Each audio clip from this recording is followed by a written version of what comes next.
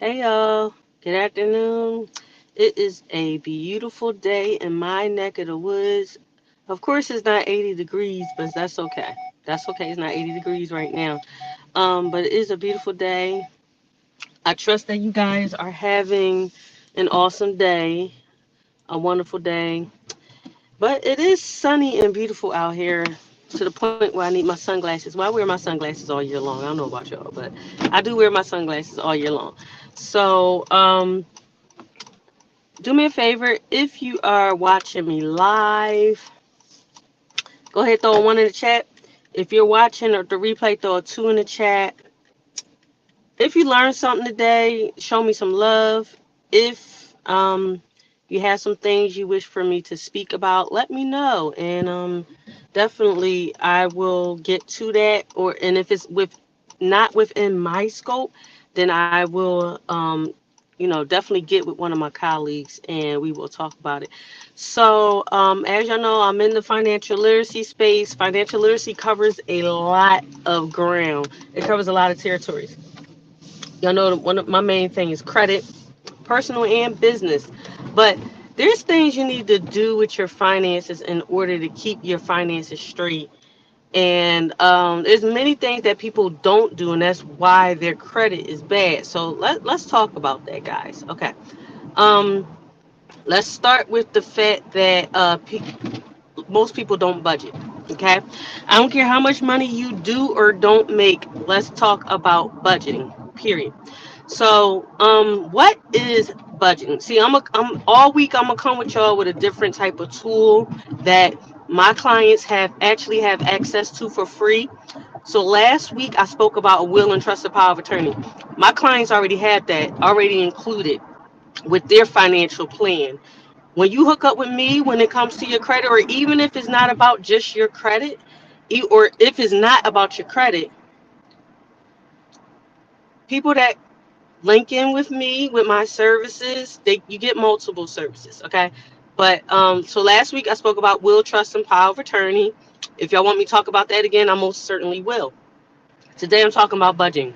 So let's talk about what budgeting is. So budgeting is a financial plan based on your income and your expenses, okay? Um First thing people need to do when it comes to budgeting is actually prioritizing. What are your wants and what are your needs? Of course, you need to pay your bills. We all need to pay our bills. You got electricity, you got water, you got your rent, all that good stuff. So, of course, pay your bills because that's a need. But what about those wants? You need to eliminate unnecessary expenses. So, what habits do you have that are expensive? Okay, let's talk about the fact that people like to eat out a lot. Eating out is very expensive. Let's cut down on that. Like, A so instead of hazardous driving condition was reported on US 1 East. okay, I'm about to get off US one. Okay, so let's talk about eating out. So instead of eating out every weekend, how about you cut that down to once a month instead of every weekend? Okay, let's talk about that because how many hundreds of dollars a month can you save by not eating out every weekend? Don't get me wrong, I love to do it too because I don't even like cooking all like that. I don't even got nobody to cook for real, for real. But eating out, okay, we talking about what, 30, $40 a pop? Because if you smart, at least smart about eating out, at least this is what I do. When I eat out, when I'm ordering in to eat out, I get food that I can eat off more than one time, me and my daughter. So at least we do it like that. However, we talking about at least $30 to $40 a pop at the minimum every time you eat out. Think about that, y'all. So if you cut that out, we talking about a good $90 to $120, and that's at the minimum that you'll be saving each month. So let's eliminate some of those unnecessary expenses. Let's look at the apps on your phone that you're actually paying a monthly fee for. How many of those apps do you really not need? Get rid of those that you're paying a monthly fee for. Call Apple up. They'll tell you how to do that, okay? Because just erasing it is not enough. Let's talk about stuff like smoking, going to the bar, drinking, happy hour. How can you? Now, I don't smoke. and I'm not a big drinker. So, and I do understand that smoking is an addiction. How much can you decrease smoking in a month? Okay. See, here's the thing. When you want to do things like better your credit, when you want to purchase a home, when you're saving up to do something, you have to make sacrifices. Okay. You must be willing to sacrifice the things. All right. So, budgeting also involves keeping track of those fixed expenses, which are things like your rent, your utilities. Okay, we all know cell phones are a must. Okay, your internet, that's a must. That's essential. So those are fixed expenses that you're going to have each month, and the price of those pretty much don't change. It's differentiating between those other expenses that you don't need. Okay, so when you're making your budget, make sure you are reviewing it and updating it. If you're not going to do it every month, I would say at least update your budget quarterly. All right. Another thing that you need to do when it comes to your budget is including your self care within your budget. Okay. And if you like to get your nails done, ladies, we all know how expensive that is. I don't know if the fellas understand how expensive getting your nails and feet done and all that stuff is, but it is important for self care.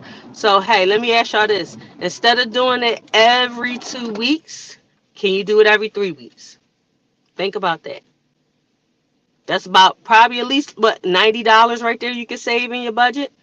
So getting your nails and feet done every 3 weeks and instead of every 2 weeks, that's about a minimum a good $80 to $90, ladies. Think about that. Okay. And so, but you do need to add that self care into your budget, fellas. Your haircuts, all that good stuff.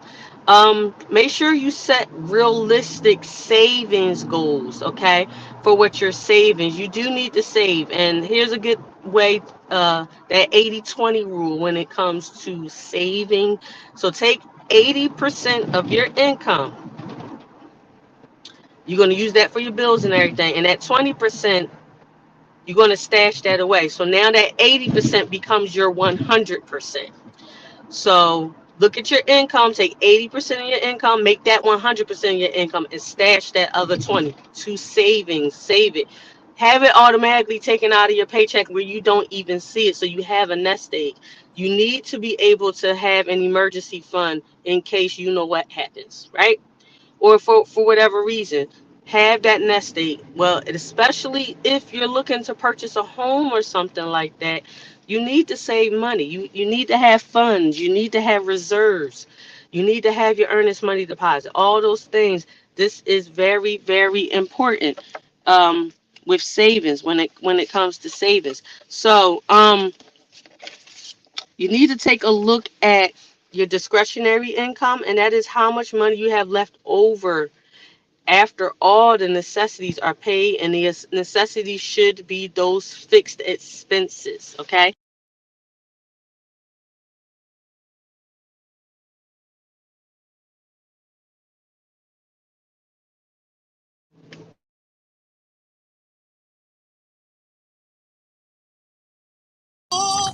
Okay, y'all. Somebody was calling me.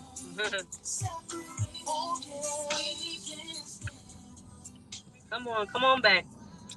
This shouldn't be messing me up like this. Okay. So, as I was stating, I really hope you guys can hear me. If you can't hear me, somebody please let me know below if you can't hear me. So, yes, compute your discretionary income every month, right?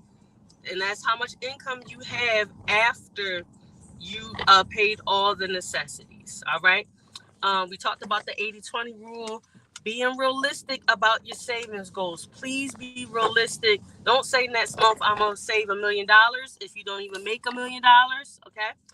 Another creative thing you can do is actually create a vision board for your savings to give you motivation. Like, for example, if you want to purchase a certain kind of house, cut out a picture from a magazine or from an internet, something like that. Put it on the board. A certain kind of car, what you want your bank account to look out. Create a vision board, okay, and make that fun. Do that with the kids as well, because you want your kids to have vision and to dream, not just you dreaming by yourself. Make sure you have vision. as well, but your children should have vision as well. Another thing is maximizing your income and maximizing. How can you increase your income? Okay, can you work some overtime, stash that away? Can you get a side hustle, a little side gig, something like that, where you could just stash that money away? um, or start your business. I know I'm always going to be an advocate for starting your businesses as well. So budgeting is super duper duper important. I need y'all to understand that is one of the reasons why people stay broke, because they don't budget and they don't actually prepare themselves for a rainy day, for an emergency fund. They don't have a financial goal as well. I need y'all to have financial goals, okay? Not just with, oh, well, I want to make 75 grand a year. And trust me when I tell you, when you make 75 grand a year, is no money. 75 grand is really no money. So have a financial goal, not just what you want to make per year, also about what you want to save per year. My clients actually have a savings goal tool that will keep track of that for them. They also have a budgeting tool that will help them do their budget each month as well. Okay. So these are very things that are very, very, very important, guys. Make sure you are budgeting and make sure you are saving. That is all for now, guys. If any of you guys need help with anything,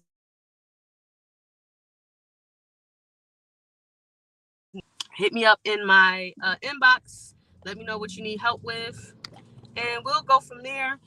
Guys, I will say this before I leave off. I'm excited about some new things, some new products and services I'm able to offer you guys. Number one, since we talked about budgeting, I will also be offering a high yield savings account. Yes, high yield savings. And what that means, guys, is y'all know when if y'all got the money in the bank, your return you're getting on your checking or savings account is like 0.00011, right? Way less than even a penny. So one thing we'll be offering is a high yield savings account.